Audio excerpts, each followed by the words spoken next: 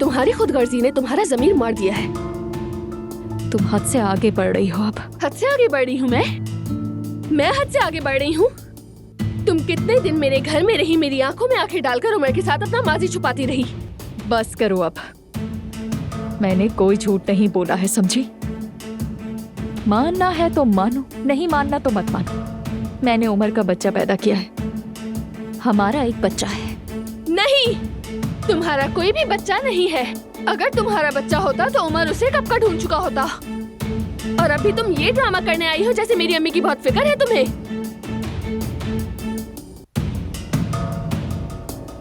तुम्हारा मसला क्या है? हाँ, मसला क्या है तुम्हारा?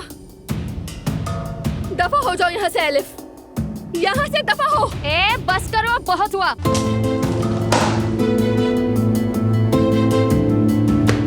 क्या तुमने आयजा की बात नहीं सुनी?